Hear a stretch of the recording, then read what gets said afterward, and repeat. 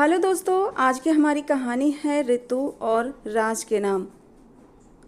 मैं अब किसी के सामने नहीं बैठूंगी। माँ, सबने मेरी इज्जत का तमाशा बना लिया है। आखिर मैं भी इंसान हूँ, कब तक अपनी जिल्लत बर्दाश्त करूँ। लोग आते हैं, देखते हैं और फिर इनकार करके चले जाते हैं। हाँ, मैं मानती हूँ कि मेरी रंगत साफ नहीं, लेकिन इसमें मेरा क्या कसूर। मुझे भगवान ने ऐसा बनाया है, इसमें मेरी कोई गलती नहीं। आज फिर मेरे लिए एक रिश्ता आया था और मेरी माँ मुझे उनके सामने अच्छे से तैयार होकर बैठने की सलाह दे रही थी, जबकि मेरा बस चलता तो अभी के अभी खुद को ख़त्म कर लेती। क्या एक औरत की ज़िंदगी इतनी बेकार होती है कि कोई आए और उसे रिजेक्ट करे और चला जाए।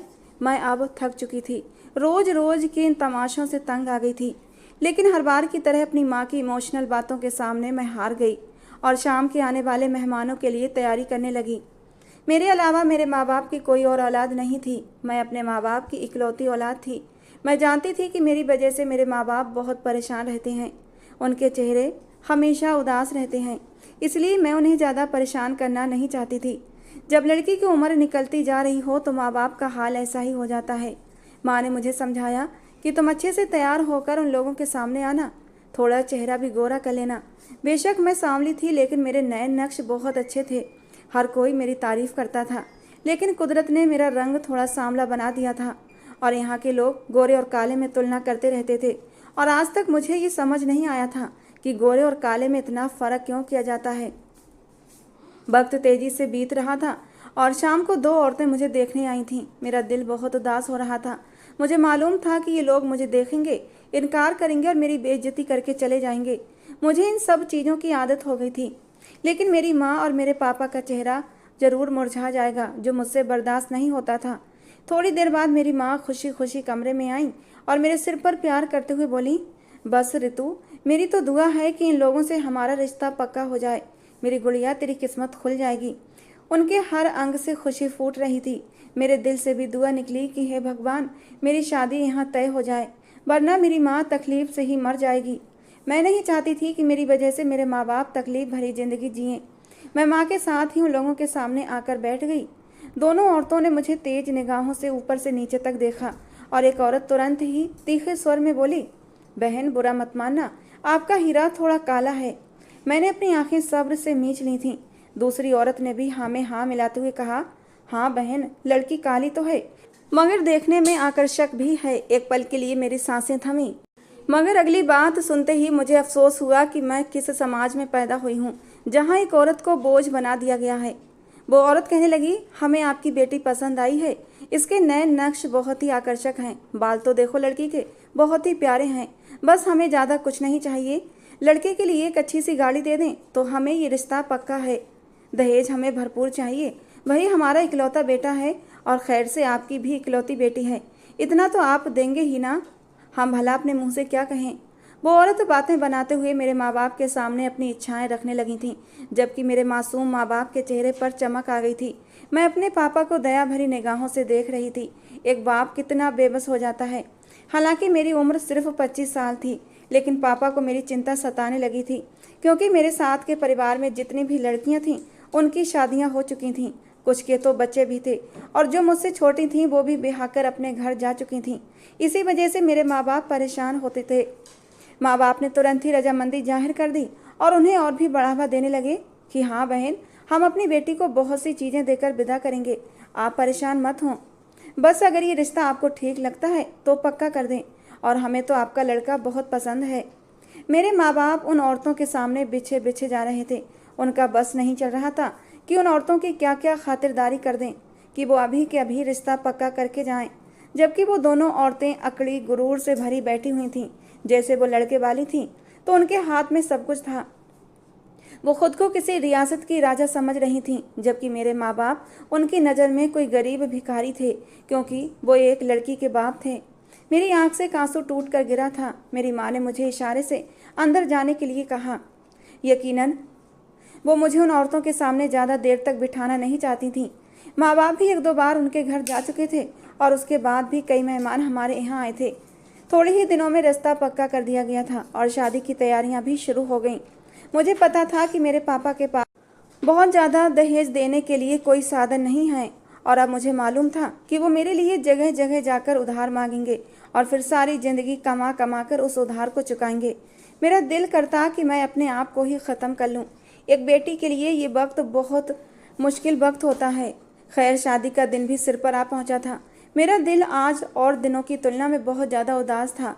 मैं वैसे भी ज़्यादा खुश रहने वाली लड़की नहीं थी, जरा सी तकलीफ पर ही उदास हो जाती थी। लेकिन आज तो माँ बाप का आंगन छोड़कर जा रही थी, इसलिए तकलीफ हद से ज़्यादा थी। मेरी माँ ने मुझे बाहर तैयार होने के लिए नहीं भेजा था। उनका कहना था कि आराम से तुम घर पर ही तैयार हो जाओ, पार्लर जाओगी तो फिर लाने के मसले होंगे, तुम्हारे पापा काफ़ी परेशान हैं। माँ की इच्छा के आगे मैंने अपना सिर झुका दिया था। पार्लर वाली ने काफ़ी कुशलता से मेरा मेकअप किया था। आकर्षक नए नक्श को उसने और भी खूबसूरत बना दिया था। दुल्हन बनकर मुझ पर बहुत रूप आया था। सभी मुझे देखकर हैरान थे कि मैं इतनी खूबसूरत कैसे लग सकती हूँ। और जब सबकी बातें सुनकर मैंने भी खुद को आईने में देखा तो हैरान रह गई। वाकई भगवान ने मुझे बहुत खूबसूरत बनाया था और इसका अंदाज़ा मुझे अब अच्छे से हो गया था।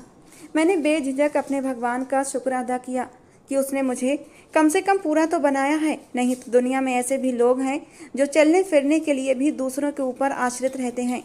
मैं कभी कभी भगवान से शिकायत कर जाती थी कि हे भगवान, जब तू इतने लोगों को गोरा बना रहा था तो मुझे भी गोरा बना देता। मुझे क्यों काले रंग में पैदा किया। मगर आज मैं अपने भगवान का धन्यवाद कर रही थी कि भले ही उसने मुझे सांवली रंगत दी थी, लेकिन मेरे नए नक्श बहुत ही प्यारे थे और भगवान ने मुझे हर अंग के साथ पैदा किया था, ना कि दूसरों के ऊपर आश्रित होने के लिए। इसलिए मुझे अब सुकून था। थोड़ी देर बाद ही बारात आ गई थी। मेरा दिल अजीब से एहसास से धड़क उठा था। आज मेरी शादी थी। इस दिन के लिए मैंने बरसों से काफ़ी इंतज़ार किया था। बहुत सारे लोग मेरी शादी से खुश थे। अपने बाप से एक बेटी को अलग करना बहुत मुश्किल होता है। मैं इन्हीं सब चीज़ों के बारे में सोच रही थी कि अचानक मेरी माँ रोते हुए कमरे में आई। उन्हें रोता देखकर मेरी सांसें थम गई थीं। वो ज़ोर ज़ोर से चीखें मार मार कर रो रही थीं। मैं तुरंत अपनी जगह से उठी और माँ को थामते हुए बोली, माँ क्या हुआ है? सब ठीक तो है ना? आप इस तरह क्यों रो रही हैं? पापा ठीक तो है ना? मुझे सबसे पहले अपने पापा का ख्याल आया था, जबकि वो अपना माथा पीटते हुए बोली, ऋतु सब बर्बाद हो गया। मेरी बच्ची, तेरा नसीब कैसा है? वो रोते रोते मेरे गले लग गईं, जबकि मैं हक्का बक्का उन्हें देख रही थी कि अचानक उन्हें क्या हो गया है और वो ऐसी बातें क्यों कर रही हैं। और फिर उन्होंने मेरा चेहरा थाम कर जो बात कही उसने मेरी रूह कँपा कर रख दी थी। उनका कहना था कि तेरी बारात लौट गई है। उन लोगों ने ज़्यादा दहेज की मांग कर दी थी और हम वो मांग पूरी नहीं कर सके, इसलिए वो लोग बारात लेकर वापस चले गए हैं। माँ की बात सुनकर मैं एक झटके से उनसे अलग हुई थी और उन्हें हैरानी से देखने लगी। मैं बोली, नहीं माँ, ऐसा नहीं हो सकता। वे लोग हमारे साथ ऐसा जुल्म नहीं कर सकते। मेरा हाल ऐसा था कि मैं अभी पागल हो जाऊंगी। इतने वक्त तक मैंने शादी का इंतज़ार किया और आखिर में मुझे क्या मिला? दुल्हन बनाकर वो इंसान मुझे अकेला ही यहाँ छोड़ गया था। मैं रोते रोते ज़मीन पर बैठ गई। कमरे में मौजूद सभी औरतें मुझे दया भरी निगाहों से देख रही थीं। मेरी माँ का हाल भी मुझसे अलग नहीं था। भला वो घर किस हाल में होगा जिसके घर में शादी हो और उसकी बेटी की बारात लौट जाए। हमारा खुशियों से भरा एकदम शोक बन गया था। मुझे तुरंत ही अपने पापा का ख्याल आया। मैं जल्दी से उल्टे पाँव कमरे से बाहर आई। वो सिर थामे स्टेज पर बिल्कुल चुप बैठे थे। मेरे ताया, चाचा और मेरे कजन्स उनके पास ही खड़े थे। मैं दौड़कर अपने पापा के पास आई और उनके घुटने पर हाथ रखते हुए रोते हुए बोली, पापा कुछ नहीं हुआ है, सिर्फ एक बारात ही तो लौटी है। आप इतना परेशान क्यों होते हैं? मैं आपके साथ हूँ, हम सब कुछ ठीक कर लेंगे। आप मत रोइए, सब ठीक हो जाएगा। मेरी हालत ऐसी थी जैसे काटो तो बदन में खून नहीं। अपने पापा को इस हाल में देखकर मेरा दिल चाहता था कि ज़मीन फटे और मैं उसमें समा जाऊँ। मेरे पापा के कंधे झुके हुए थे। मैंने हमेशा उन्हें सीना तान कर चलते देखा था, लेकिन आज वो बहुत ही बेबस लग रहे थे। उन्होंने कांपते हुए हाथों से मेरे सिर पर अपना झुर्रियों वाला हाथ रखा और मेरी आंखों में झांकते हुए बोले, मेरी बेटी, मुझे माफ़ कर देना।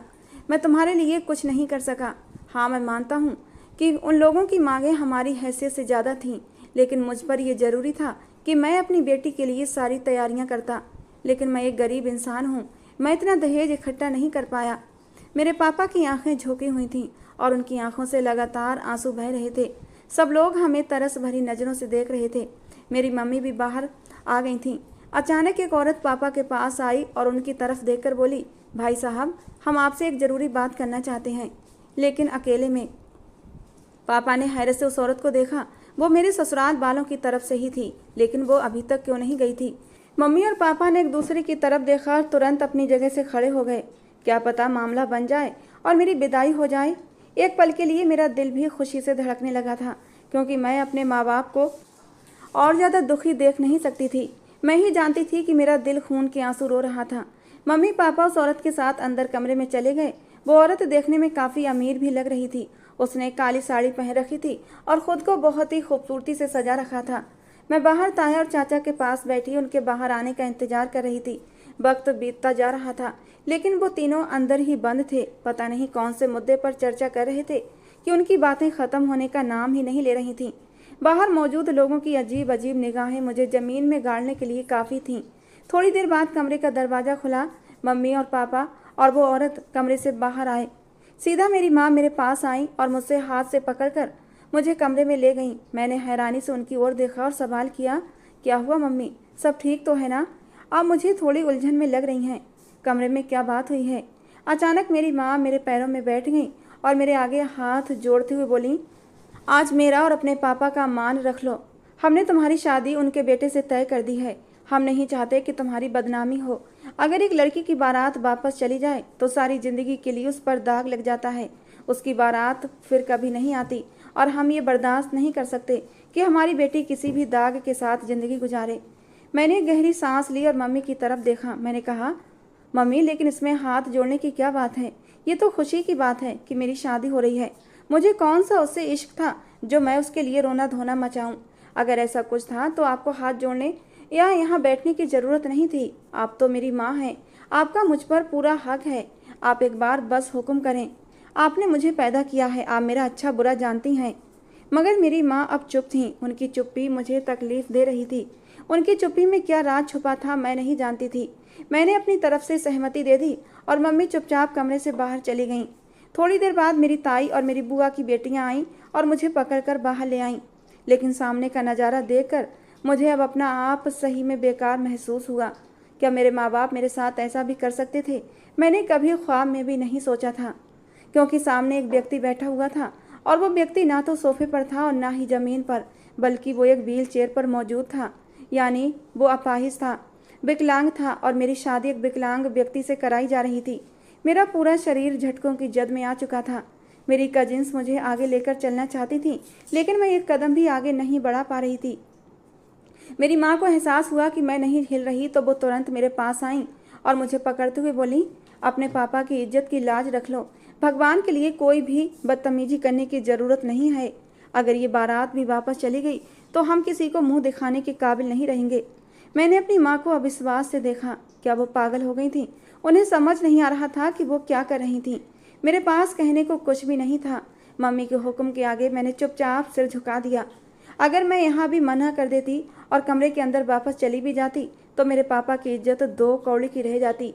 मेरे पापा भी आस भरी निगाहों से मुझे देख रहे थे और बचपन से लेकर अब तक उन्होंने मेरे लिए जितना कुछ किया था उसका बदला मुझे इस तरह चुकाना था।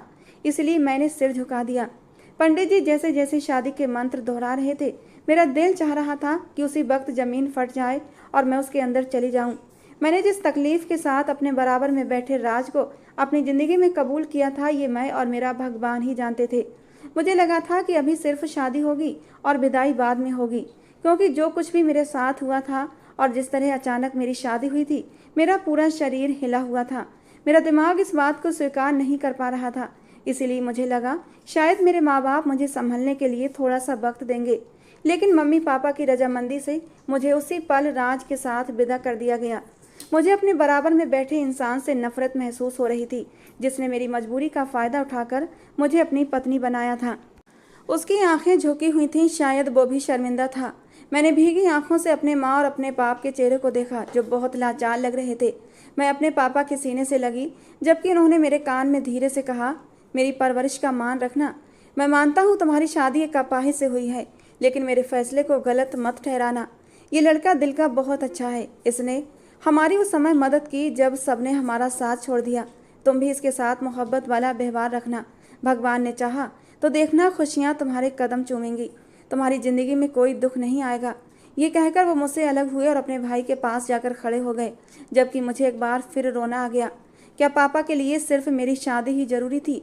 मेरे जज्बात, मेरे एहसास कहाँ गए थे? क्या उन्हें मेरी परवाह नहीं थी? मैंने चुपचाप मम्मी से मिलकर उनके साथ विदा ले ली। वो अपनी माँ के साथ ही था। शायद उन लोगों के साथ आना किसी ने भी जरूरी नहीं समझा था। मैं अभी तक ये नहीं जानती थी कि मेरे ससुराल वालों से उनका क्या संबंध है। एक लंबे सफ़र के बाद हम लोग मेरे पति के घर पहुँचे।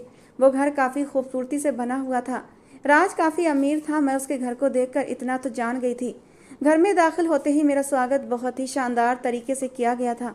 उसकी माँ मेरे आगे पीछे हो रही थी, मगर मुझे उन दोनों से नफरत हो रही थी क्योंकि यही औरत मेरे बाप के पास आई थी और अपने बेटे का रिश्ता मांगा था। और उसका बेटा, जिसे देखना भी मुझे अपनी तौहीन लग रहा था। नौकरानी ने मुझे मेरे पति के कमरे में पारंपरिक दुल्हनों की तरह बिठा दिया था। नौकरानी के कमरे से जाते ही मैं गुस्से से बिस्तर से उठी और अपने गहने नोच नोच कर फेंकने लगी। तभी कमरे का दरवाज़ा खुला और राज अपनी व्हील चेयर के साथ कमरे में दाखिल हुआ। उसे सामने देखकर मुझे अपने शरीर में लावा सा फूटता महसूस हुआ। वो मेरी तरफ देखते हुए काफ़ी परेशान अंदाज में बोला, क्या हुआ है आपको? इस तरह क्यों बर्ताव कर रही हैं? जानू, सब ठीक तो है ना? जबकि मैं गुस्से से चिल्लाई, मैं तुम्हारी जानू नहीं हूँ, मेरा नाम ऋतु है, मुझे मेरे नाम से पुकारो। मेरे साथ ज़्यादा बकवास करने की ज़रूरत नहीं है। बोलते बोलते मेरा अंदाज दुखी हो गया था। मैं किसी भी सूरत में इस अपाहिज को अपनी ज़िंदगी में कबूल नहीं कर सकती थी। मुझे अपने कॉलेज के दिन याद आ रहे थे। अक्सर हम दोस्त बैठकर एक दूसरे के भविष्य के बारे में बातें किया करते थे। तो मैं हंसकर कहती कि मेरा तो जो पति होगा वो बहुत ही खूबसूरत होगा। उसकी चौड़ी कदकाठी होगी, लंबा कद होगा और मैं किसी भी यूं ही आम से इंसान से शादी नहीं करूँगी। और आज मेरे सारे सपने टूट गए थे। जो व्यक्ति मेरे नसीब में आया था वो तो ठीक से चल भी नहीं सकता था। यह एहसास ही मुझे ख़त्म करने के लिए काफ़ी था। वो और कुछ कहता उससे पहले ही मैंने नफरत से मुंह फेर लिया था और जल्दी जल्दी अपने गहने उतार कर बाथरूम में घुस गई थी। शायद उसके कुछ अरमान थे जो वो मुझसे पूरा करना चाहता था, लेकिन मैंने रुकना जरूरी नहीं समझा। थोड़ी देर बाद जब मैं बाथरूम से बाहर आई तो वो बिस्तर पर लेटा हुआ था। उसकी व्हील चेयर बिस्तर के पास ही थी। शायद उसे इन सब चीज़ों की आदत थी, इसीलिए उसे मेरी ज़रूरत नहीं पड़ी। और मैंने भगवान का धन्यवाद किया क्योंकि मैं किसी भी अपाहिज व्यक्ति की गुलामी नहीं कर सकती थी, और वो भी ऐसे व्यक्ति की जिसे मैं एक पल भी देखना पसंद नहीं करती थी। मुझे थोड़ी ही देर हुई थी कि अचानक मैंने अपने पेट पर मर्दाना हाथ का स्पर्श महसूस किया। यकीनन वो मेरे करीब आने की कोशिश कर रहा था और गुस्से के मारे मेरा पूरा शरीर कांप उठा था। उसकी हिम्मत भी कैसे हुई मेरी मर्जी के बिना हाथ लगाने की। मैंने झटके से उसे अपने आप से दूर किया और गुस्से से चीख पड़ी कि मेरी इजाज़त के बिना अगर तुमने मुझे छूने की कोशिश भी की तो मैं तुम्हारा हाथ तोड़ दूंगी। मेरे करीब आने की हिम्मत भी मत करना। जबकि वो मुझे हैरानी भरी नज़रों से देख रहा था। कहने लगा, ऋतु क्या हो गया है आपको? इस तरह बर्ताव क्यों कर रही हैं? मेरा क्या कसूर है? मैं आपका पति हूँ और कुछ हक हैं जो आप पर मेरे फ़र्ज हैं। मैं आपका पति हूँ, शादी हुई है हमारी और आज हमारी सुहागरात है। उसकी बात सुनकर मैं एक जख्मी सी हंसी हंसी थी। मैंने कहा, सुहागरात माई फुट, मेरे करीब आने की हिम्मत भी मत करना। मैं जब तुम्हें अपना पति मानती ही नहीं तो किस बात की सुहागरात? उसकी आंखों में मेरे लिए सवाल ही सवाल थे। जबकि मैं बेझिझक बोली, मेरी मजबूरी का फ़ायदा उठाकर तुमने मुझसे शादी की है।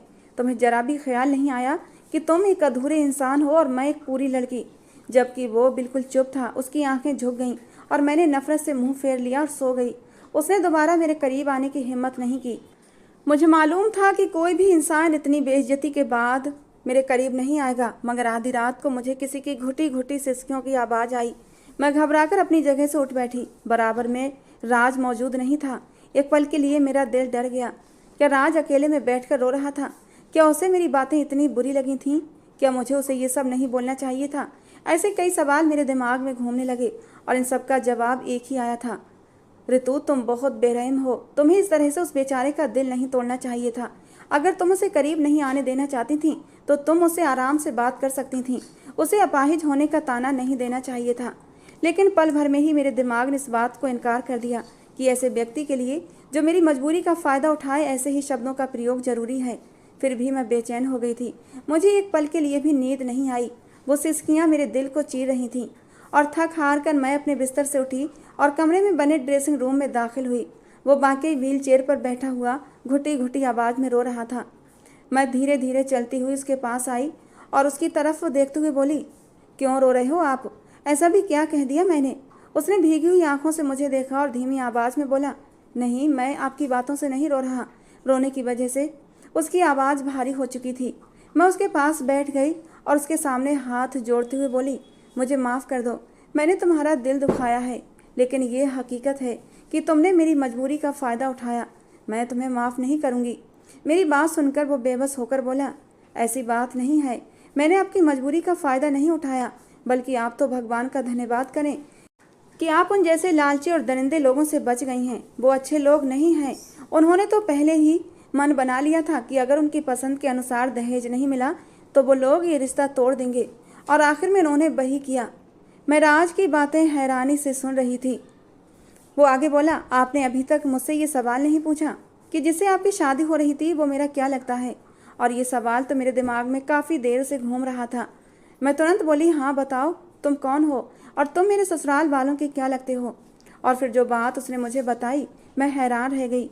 क्या कोई व्यक्ति इतनी बड़ी कुर्बानी दे सकता है? उसका कहना था कि वो लड़का जिससे तुम्हारी शादी हो रही थी वो कोई और नहीं बल्कि मेरा सगा भाई है। हम एक ही बाप की औलाद हैं, बस हमारी माएँ अलग हैं। मेरी माँ मेरे पापा की पहली पत्नी है। मेरे मामा बहुत अमीर हैं। उन्होंने ही मेरी माँ को आज यहाँ तक पहुँचाया है कि हमने अपनी एक कंपनी खड़ी कर ली। मेरे पापा हमसे मिलना नहीं चाहते। उनका कहना है कि मेरी माँ ने अपने भाइयों से पैसा लेकर उन्हें नीचा दिखाया है। हालांकि जो कर्ज हमने लिया था वो हम अपने मामा को लौटा चुके हैं, मगर पापा को हमसे बिल्कुल भी लगाव नहीं। वो अपनी दूसरी पत्नी और बच्चों में ही मगन रहते हैं। मैं बचपन से ही अपाहिज नहीं था। एक बार मेरा बहुत खतरनाक एक्सीडेंट हो गया था, जिसकी वजह से मैं चलने फिरने से भी मजबूर हो गया। माँ ने बहुत हाथ जोड़े, पापा जी से बहुत मिन्नतें की कि मेरा ऑपरेशन करवा दें, लेकिन उन्होंने नहीं सुना और मैं व्हील चेयर पर आ गया। अब पैसे तो हैं, लेकिन मुझ में हिम्मत नहीं कि मैं ऑपरेशन करा सकूं, क्योंकि डॉक्टर्स का कहना है कि इस ऑपरेशन के बीच मेरी जान भी जा सकती है, क्योंकि इस ऑपरेशन के वक्त बहुत दर्द होता है और इन्फेक्शन का भी खतरा रहता है। उसकी सारी बातें सुनकर मैं बेबस होकर बोली, मुझे अभी तक एक बात समझ नहीं आई, उन लोगों ने मेरे साथ ऐसा क्यों किया। मुझे लगता है कि उन्होंने मेरी किसी चीज़ का बदला लिया है। हालांकि मेरे पापा ने उनकी डिमांड के मुताबिक सारा दहेज बना दिया था, लेकिन फिर भी उन्होंने मना कर दिया। आखिरी वक्त पर बारात वापस ले गए। और फिर जो बात उसने मुझे कही वो सुनकर मैं बिल्कुल चुप हो गई और खामोशी से कमरे में आकर लेट गई। उसका कहना था कि मैं आपको पसंद करता था, मैंने आपको एक मार्केट में देखा था और मैंने अपनी माँ से शादी की इच्छा जताई थी। न जाने ये बात उन लोगों तक कैसे पहुँच गई और वो लोग आप तक पहुँच गए और रिश्ता डाल दिया। आपके माँ बाप ने भी तुरंत वो रिश्ता कबूल कर लिया।